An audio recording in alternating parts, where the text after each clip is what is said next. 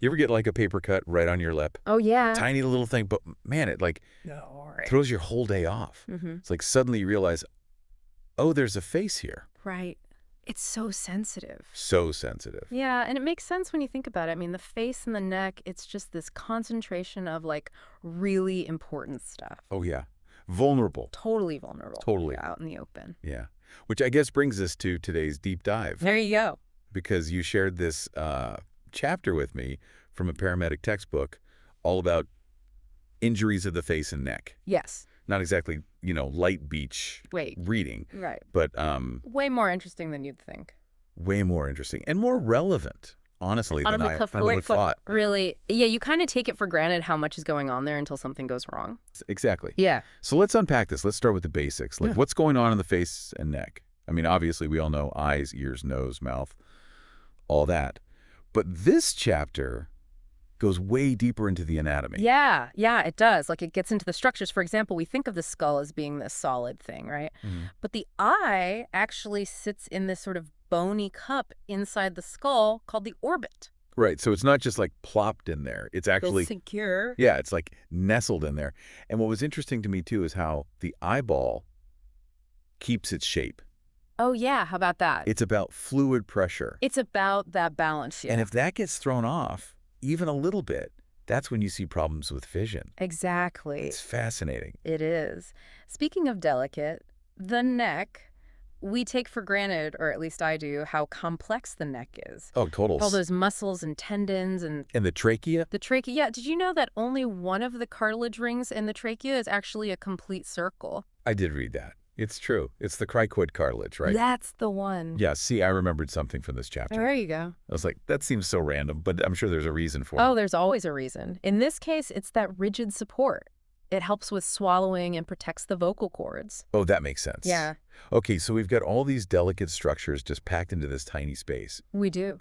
But what really gets me is how interconnected everything is. Oh, 100%. It's a system, right?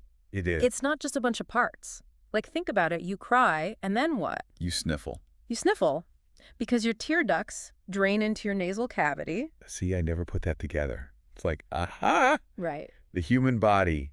Amazing. Elegant. Even when it's gross. Even when it's a little gross. Yeah. But it just shows you something going wrong in one area can really impact things somewhere else completely different. Absolutely. And that is why understanding this anatomy is so important. Yes. Even for those of us who are not training to be paramedics. Right, exactly. Right. It's like when you realize how interconnected all the plumbing in your house is. Oh, yeah. You think it's simple, but then one little thing goes wrong, and suddenly you're taking a cold shower in the dark. Exactly. And it makes you appreciate the complexity. Right. And speaking of connections, this chapter talks about how vascular the face and neck are. Meaning like a lot of blood vessels. Oh, tons, yeah. Okay. Which, we think about that when we get a little cut on the face and it just won't stop bleeding. It's like, why is this happening? It's just a little cut. Right. But there's a reason for it. It's a good thing, actually, usually. All those blood vessels mean that healing happens really fast. Which makes sense. I mean, it's your face. Right. These are vital. We're talking important stuff. Important stuff. But there's always a downside. There's always a catch. All that blood flow means if you get swelling... Oh, right. It can be a problem. Especially in the neck. Because that's your airway. The airway. The thing you need to live. Pretty important. So you don't even need some big object, right? The chapter says even swelling from like an allergic reaction or a really deep cut that bleeds a lot. Wow. Or even like a tooth. A tooth? A piece of a tooth chipped off. Oh, wow. Anything that gets in the airway and blocks it. That's... scary. It can be life or death, yeah. So like a kid hits a table. Exactly. You got to be really careful. They can't mess around, no. Wow. It's not just about knowing the anatomy from a textbook. It's like understanding why it matters. So you know when to panic. Well, more like when to take it seriously. When to take it seriously, yes. Good point. When to get help. Okay, so that's the why. But this chapter also gets into the, like specific injuries? Oh, yeah, it gets into the nitty-gritty. And there's some stuff in there. I'm telling you, I never would have thought about it. It's kind of a wild ride, this chapter. It is. Okay, so, for example, impaled objects in the eye. Oh, boy. First of all, ow. But I'm thinking, if something's stuck in my eye, first instinct, get it out. Get it out, yeah. This seems obvious. But this chapter says that is like the worst thing you can do. Well, think about it. Okay. That thing, however it got in there, Right. it's applying pressure. Okay. It might actually be stopping the bleeding. Oh. So if you pull it out, you can make it worse. you can make it so much worse. So then what? You just leave it. You basically have to stabilize it and get to a hospital. They were talking about this donut-shaped gauze. Donut-shaped gauze. Is that for real?